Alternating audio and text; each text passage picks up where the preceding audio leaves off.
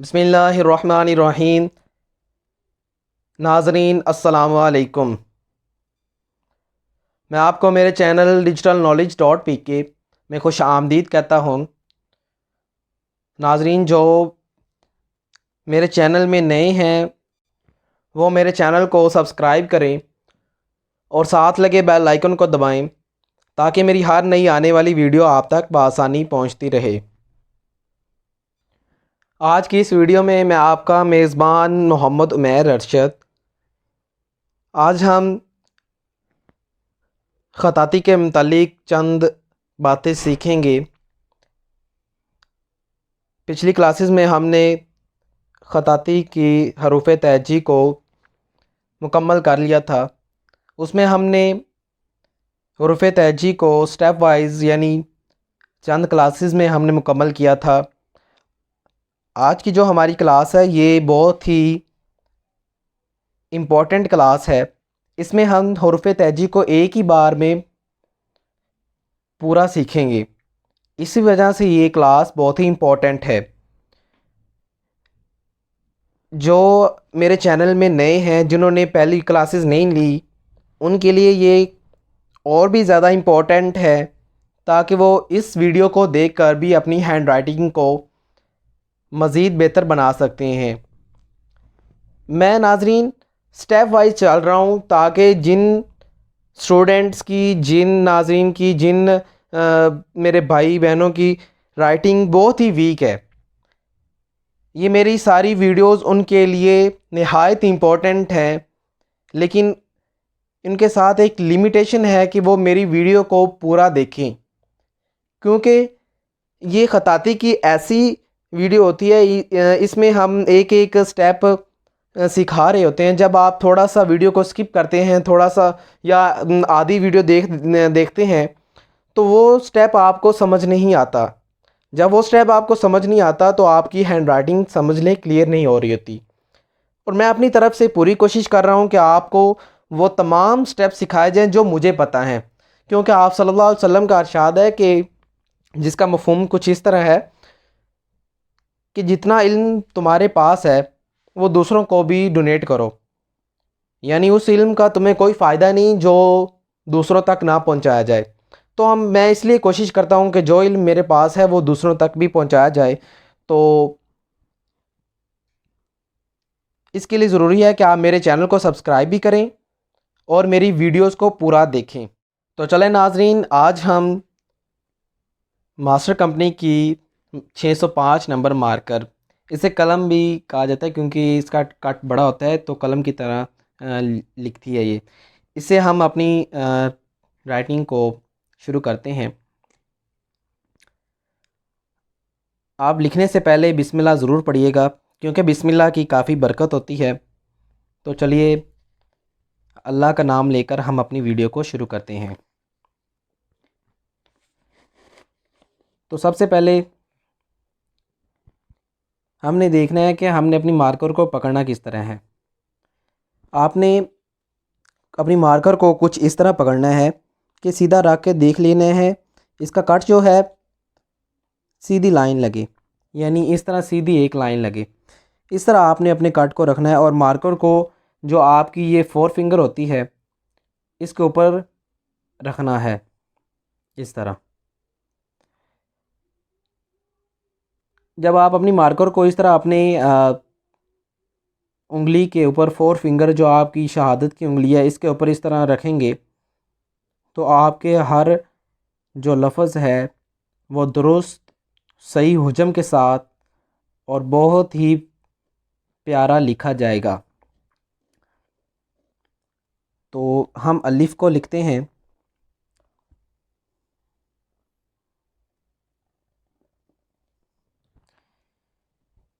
अलिफ जो है, जिनको सही लिखना अभी तक नहीं आ रहा, जो कोशिश करते हैं कि ऊपर से वो बेंड करें तो नहीं हो रहा, उनके लिए ज़रूरी नहीं है कि वो उसी तरह ऊपर से बेंड करके ही अलिफ को लिखें, बल्कि वो अलिफ को इस तरह भी लिख सकते हैं कि सिर्फ़ और सिर्फ एक सीधी लाइन। लेकिन उसके लिए भी एक लिमिट है कि आप अपनी मार्कर के कट को, जो मार्कर को है, आप अपनी 4 फिंगर के ऊपर रखें और सीधा इस तरह लिखें तो तब भी आपका अलिफ सही लिखा जाएगा। इस तरह नहीं, आपने जो अपनी मार्कर को सीधा ऐसे रख के नहीं लिखना, वो तो फिर एक सीधी लाइन लग जाएगी सिंपल।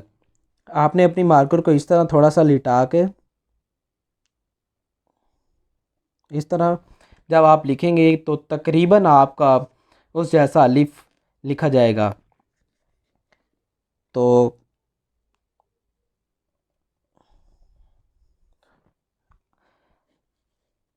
नेक्स्ट हम लिखते हैं बे। बे को भी लिखना बहुत ही आसान है। वैसे ही मार्कर को, हर लफ्ज़ को लिखते वक्त मार्कर को हमने वैसे ही रखना है। जब हम बे लिखेंगे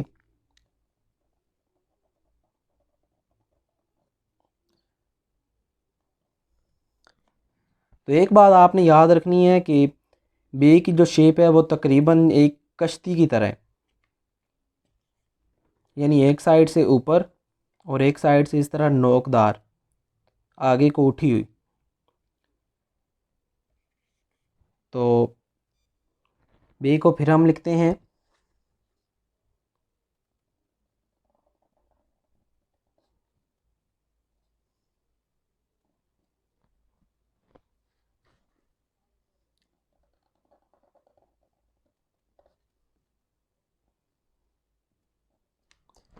एक बात मैं पहले भी आपसे डिस्कस कर चुका हूँ कि पेज पर लिखने का मेरा मकसद सिर्फ यही है कि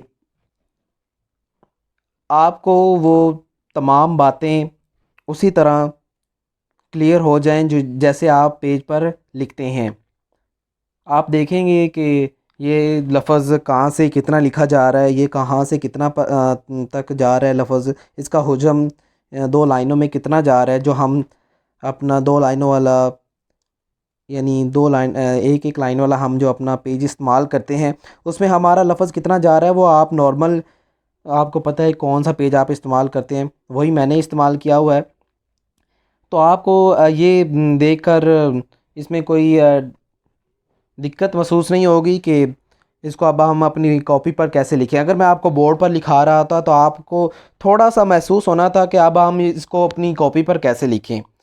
तो इसलिए मैंने आपको कॉपी पर यानी पेज पर ही लिखना सिखा रहा हूँ ताकि आपको हर बात क्लियर हो जाए।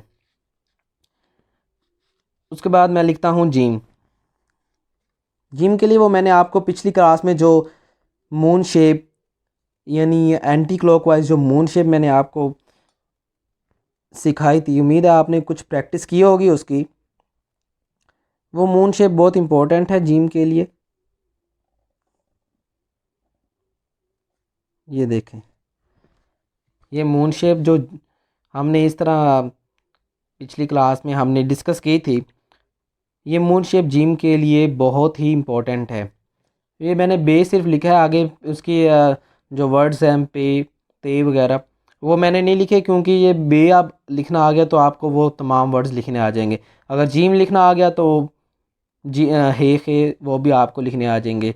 मैं इसी वर्ड को दोबारा दोबारा लिखता हूँ।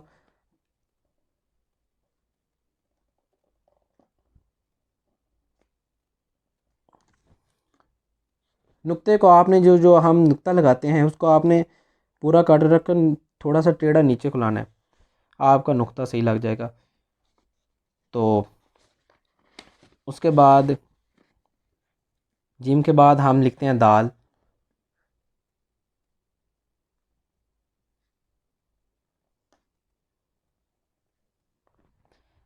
दाल बहुत ही आसान है। दाल दो अल्फाज का मजमूआ है, रे का और एक इस तरह ऊपर जो इस तरह का एक छोटा सा लफ्ज़ है, इसका मजमूआ है। इसके नीचे जब आप ये रे लिखते हैं तो आपका दाल बन जाता है। इसके बाद हमारे पास आता है रे। रे को आपने दाल में भी और जो भी लफ्ज़ आप लिख रहे हो उसमें आपने रे को हमेशा नीचे से थोड़ा सा झटका देना है, क्योंकि जिनकी तो प्रैक्टिस होती है वो तो उस तरह नॉर्मल रूटीन में उस तरह लिख लेते हैं। ये चीज़ आपने नहीं करनी, ये वाली। ठीक है, जिनकी प्रैक्टिस होती है वो तो इस तरह आराम से लिख लेते हैं, लेकिन जो न्यू होते हैं, जिनके जो अपनी हैंड राइटिंग को अभी तक सीख रहे होते हैं, उनके लिए ज़रूरी है कि वो जो टिप्स मैं बता रहा हूँ, जैसे जैसे बता रहा हूँ, आप वैसे वैसे ही लिखें। जी। तो रे को आपने हमेशा नीचे से थोड़ा सा झटका देना है ताकि आगे से बारीक हो जाए, और रे को थोड़ा सा इस तरह तिरछा लिखना है, यानी यहाँ से देखें तो 120 के एंगल पे लिखना है, 90 के एंगल पे नहीं लिखना है, 120 के एंगल पे। और जो पीछे मैंने बात कही थी अपनी मार्कर को, जो वो भी आपने समझ लें कि 90 के एंगल पे नहीं रखना, इस तरह 120 के एंगल पे ही रखना है।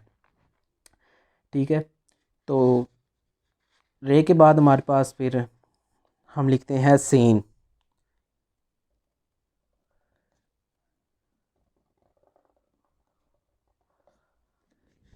सीन, ये सारे अल्फाज मैं से जो नून गुनने वाले या इस तरह के अल्फाज हैं, उनको मैं सिर्फ अभी तक लाइन के ऊपर ही लिख रहा हूँ।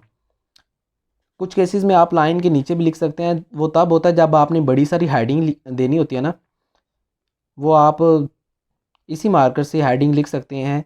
आप यहाँ से एक हेडिंग है, आप उसको 2 लाइनों, ये जो 3 लाइनों में भी लिख सकते हैं, आप उनको 4 लाइनों भी में भी लिख सकते हैं। तो उसके लिए फिर होगा, आप थोड़ा सा उसका हुजम बड़ा करेंगे, हुजम बड़ा करेंगे तो वो सीन बड़ा हो जाएगा और लाइन से नीचे आ जाएगा। तो आपका वो 3 लाइनों में जो आप बड़ी प्यारी सी करके हेडिंग को लिख सकते हैं। मैं आपको पेपर पैटर्न भी पूरा बताऊंगा, ताकि आप उसमें हेडिंग्स भी लिख के दिखाऊंगा, ताकि आप जो स्टूडेंट्स हैं उनको हर बात क्लियर हो जाए कि पेपर किस तरह लिखना है, क्योंकि मेन उनके लिए पेपर है वो भी आपको अटेम्प्ट करना सिखाऊंगा। इंग्लिश का भी सिखाऊंगा, अभी तक हम उर्दू ही लिख रहे हैं, तो आप उर्दू ही लिखें, उर्दू पे अपना फोकस करें।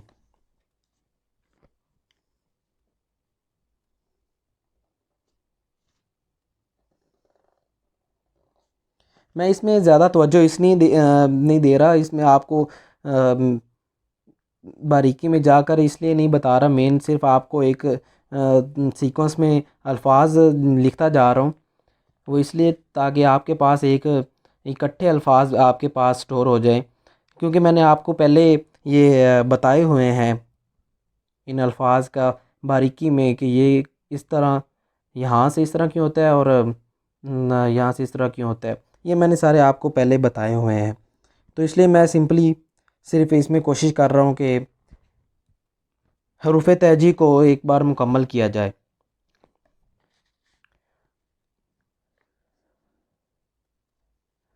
फिर हमारे पास हम लिखते हैं स्वाद।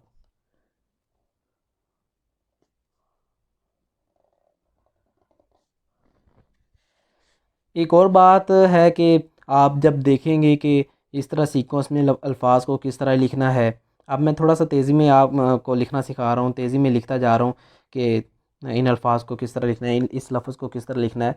तो आप ये जब देखेंगे बार बार, तो आपको इसमें भी एक मेन जो पॉइंट नज़र आएगा कि हमने जब तेज़ी से लिखना है तो किस लफ्ज़ को किस तरह लिखना है। उम्मीद है आप मेरी इस पॉइंट को पिक कर रहे हैं।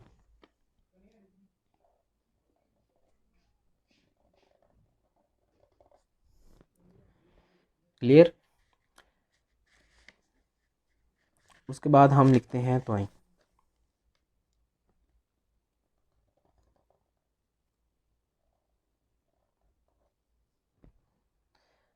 इसमें 3 अल्फाज आते हैं।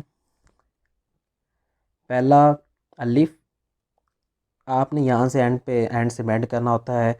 और दूसरा हमारे पास होता है वो जो दाल में, तकरीबन दाल में जो हम यूज़ कर रहे होते हैं। और तीसरा रे। ठीक है, तो ये 3 अल्फाज जब आपको पहले से लिखने आते होंगे तो ये आपका जो तोय है वो भी क्लियर हो जाएगा।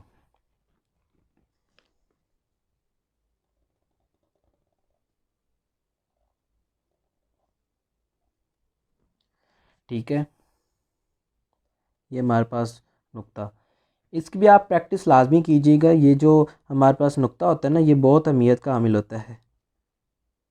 ये नुक्ते बहुत अहमियत के हामिल होते हैं।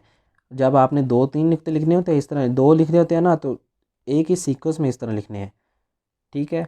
यानी एक नुक्ता इस तरह लिखा और इस तरह साथ ही दूसरा, ये नहीं कि इस तरह हमने किया। उन दोनों को साथ में मिलाना है, वो साथ मिले हुए ये से के नुक्ते होते हैं, ये पे के नुक्ते होते हैं, ठीक है। ये दो नुक्ते जो हम आम लगाते हैं। उसके बाद आइन हमारे पास आता है।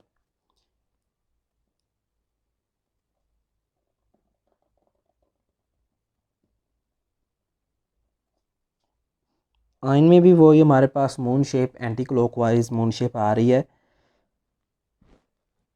आप मेरी पिछले जो इससे पिछली वीडियो है आप उसको, ये वीडियो देखने से पहले ज़रूर देख लें, क्योंकि उसमें मैंने टिप्स बताए हैं। जब आप एक बार उस वीडियो को देख लेंगे, उन टिप्स को देख लेंगे, तो जब दोबारा से आप इस वीडियो को देखेंगे तो आपको और आसानी हो जाएगी हमारी हरूफ तहजी को सीखने में।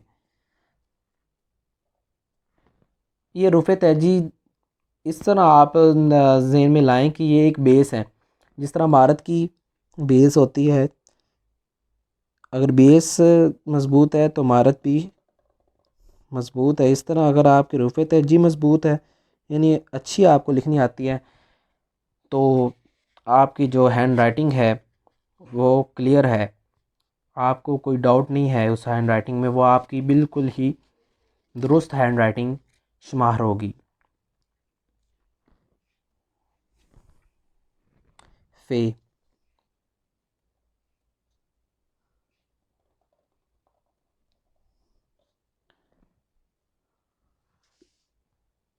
ठीक है।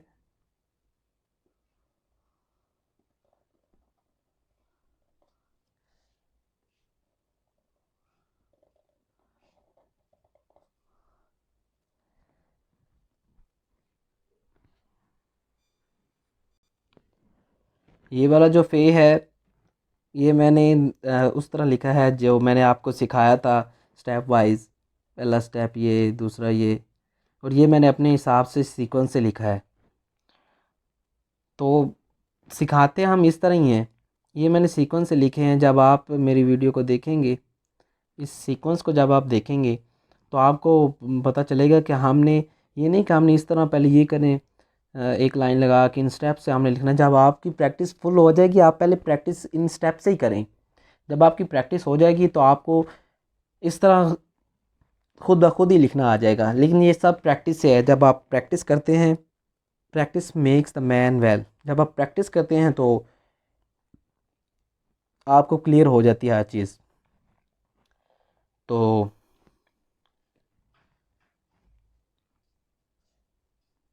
उसके बाद काफ,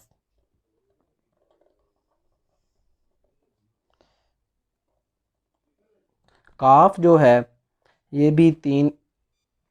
तो आपने एक और बात को क्लियर कर रखना है कि आपने काफ को किस तरह लिखना है। काफ आपके लिए बहुत आसान अब हो जाना चाहिए, क्योंकि इसमें सिंपल अलिफ और जो हम बे लिखते हैं ये 2-3 अल्फाज ही हैं। बे, एक बे है, एक अलिफ है, एक सीधा अलिफ, और एक टेढ़ा अलिफ है अलिफ ही लेकिन थोड़ा सा टेढ़ा है। तो ये अब आपके लिए मुश्किल नहीं होना चाहिए। कुछ अल्फाज ऐसे हैं जो अब बिल्कुल ही ईजी हो चुके हैं आपके लिए। यानी आप अगर बेसिक वर्ड्स जो हमारे पास ऊपर आए हैं उन बेसिक वर्ड्स की प्रैक्टिस करते हैं तो आपके नीचे कुछ अल्फाज जो हैं बहुत ही आसान हो जाते हैं, आपके लिए बहुत ही आसान हो जाते हैं लिखना।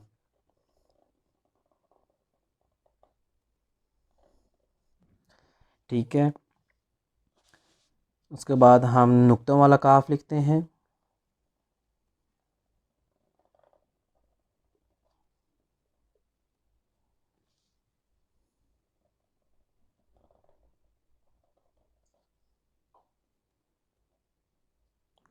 इसमें फिर मैंने पहले वो जिस तरह आपको प्रैक्टिस करवाई थी, यानी स्टेप वाइज 1-2 स्टेप में, और दूसरे में दूसरे जो काफ हैं वो मैंने अपने अंदाज से, यानी जो हम रवानी वाला अंदाज़ यानी सीक्वेंस से जो हम लिखते हैं आपने वैसे लिखा है। इससे आपको ये क्लियर होता है कि हमने रुक रुक कर नहीं हैंड राइटिंग को लिखना, बल्कि हमने सीक्वेंस भी सीखना है। सीखने का मतलब हैंड राइटिंग सीखने का मतलब यह है कि हैंड राइटिंग में सीक्वेंस भी होना चाहिए। यानी आप लिखते जाएं, बस लिखते जाएं, आपको उसमें कोई रुकावट महसूस ना हो। आप लिख रहे हैं तो आप सीक्वेंस से लिख रहे हैं, ये नहीं कि आप स्टेप्स बना रहे हैं, आप देख रहे हैं यहाँ से। प्रैक्टिस में इस तरह करें, आप जो प्रैक्टिस कर रहे हैं वो उस तरह उसमें आप ये जो स्टेप्स हैं वो लिखें, स्टेप वाइज करें। नो डाउट आप स्टेप वाइज ही करें जब प्रैक्टिस कर रहे हैं। जब आपकी प्रैक्टिस हो जाएगी तो आप खुद इस तरह लिखना स्टार्ट कर देंगे। तो काफ का गाफ भी आप इस तरह लिख सकते हैं, आप एक और अलिफ इस तरह, तो आपका गाफ हो जाएगा। उल्टा अलिफ लिखते हैं, आपका गाफ हो जाए। और फिर आप आगे लाम लिखते हैं हम।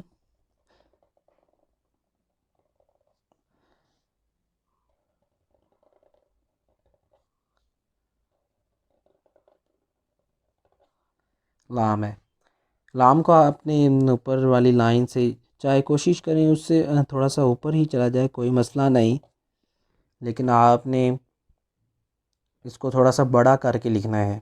क्योंकि ये जो हम अलहदा अलहदा अल्फाज लिखते हैं ना, ये बहुत कॉम्प्लिकेटेड होते हैं, इन्हें थोड़ा सा बड़ा करके लिखना होता है। ख़ास तौर पर लाम जो है ये थोड़ा सा काफ़ी, लाम और जो काफ है ये थोड़ा सा काफ़ी बड़े अल्फाज में हमारे पास आते हैं। उसके बाद हम लिखते हैं मीम।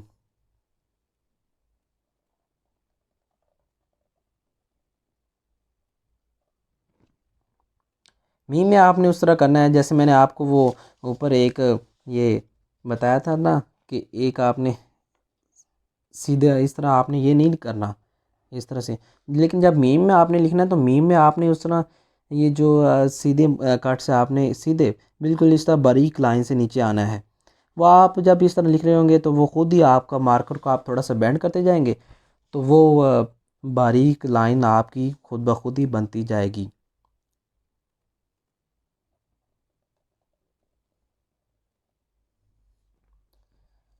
या फिर आप मार्कर को नीचे से उठा लेंगे, वो तो आप पूरा काट इस तरह मार्कर को थोड़ा सा ऊपर करना पड़ेगा। लेकिन उससे आसान है कि अगर आप इस तरह आकर ऊपर वाले कट से आ जाएं, तो वो आपका ऑटोमेटिकली आपकी वो बगैर कट से बिल्कुल बारीक सीधी लाइन लग जाएगी। उसके बाद हम लिखते हैं नून।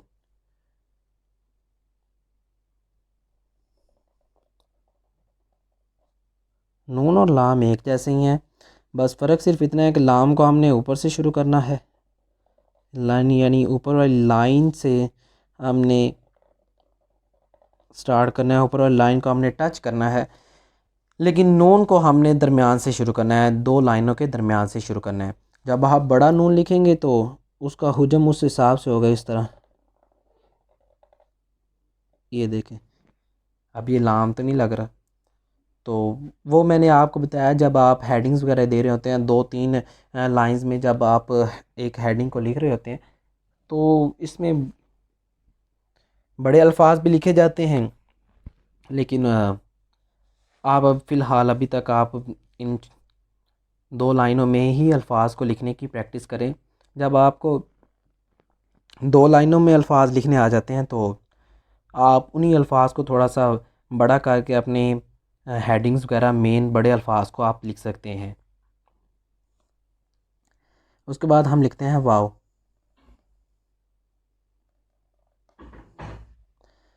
वाव ये मैंने अपने अंदाज से लिखा है। इसके बाद ये जो आपका प्रैक्टिस मोड है, प्रैक्टिस मोड में हम वाव को इस तरह लिखते हैं।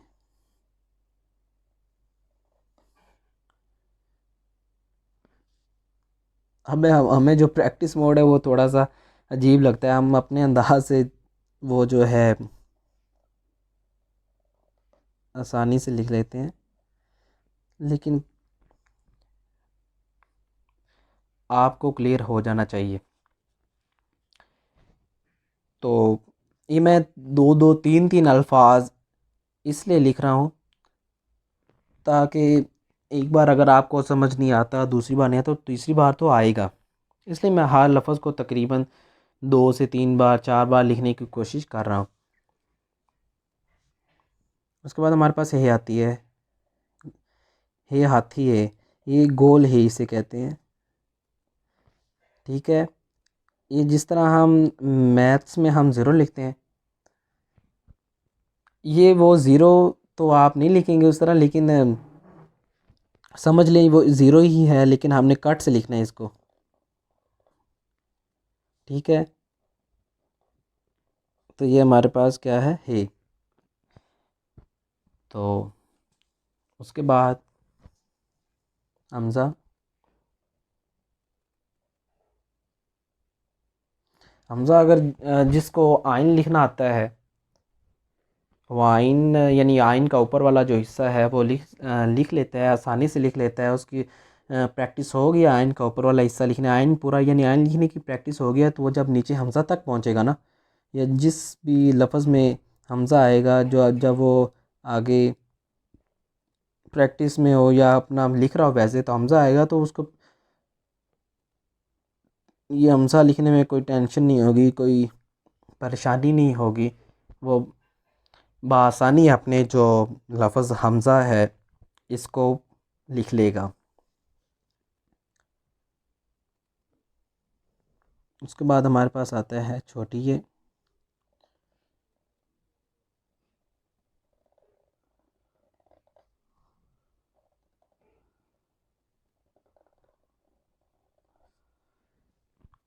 ये मैंने अपने सीक्वेंस से लिखी है, ये थोड़ा सा रुक के लिखी है।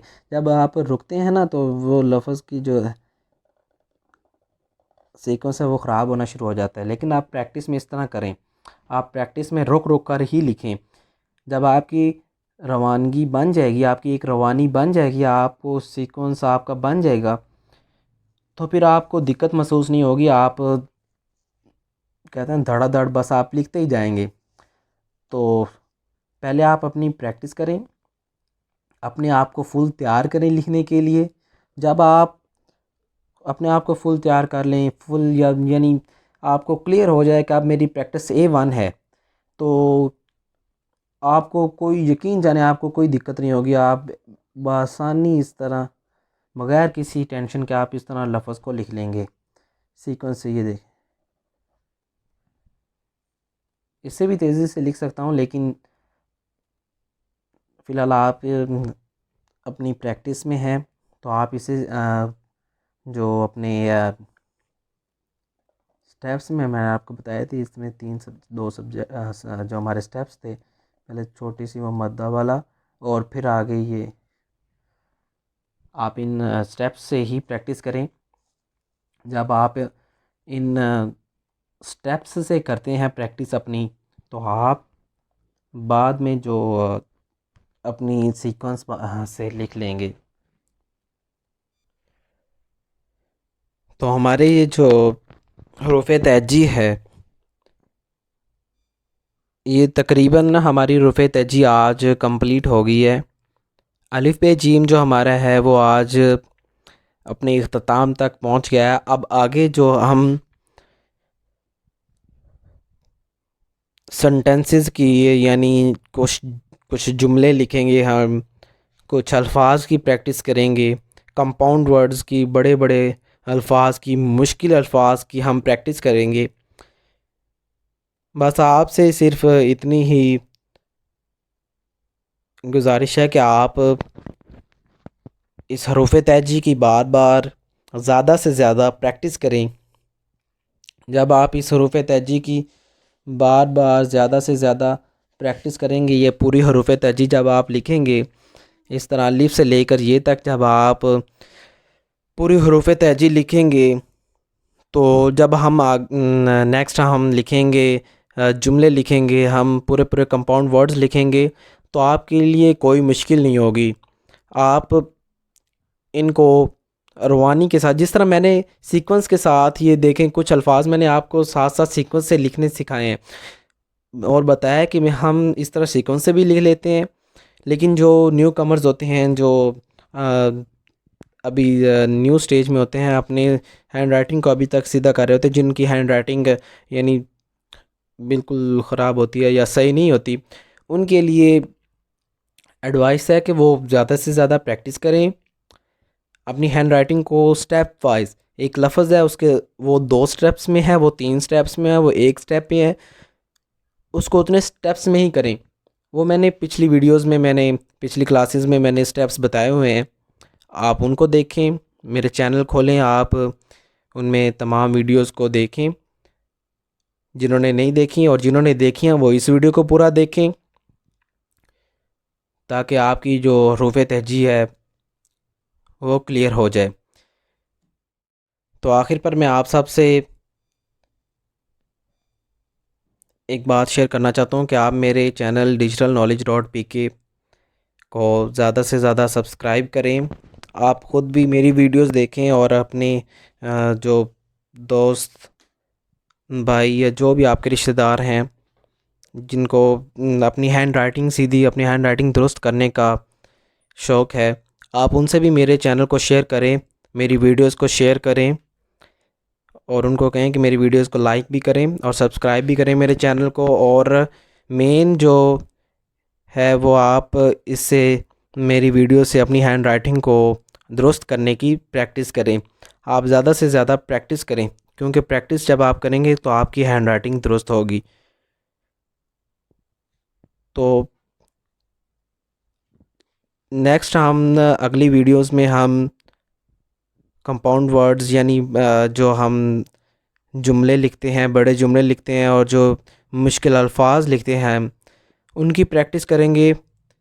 लेकिन तब तक के लिए अल्लाह हाफिज़।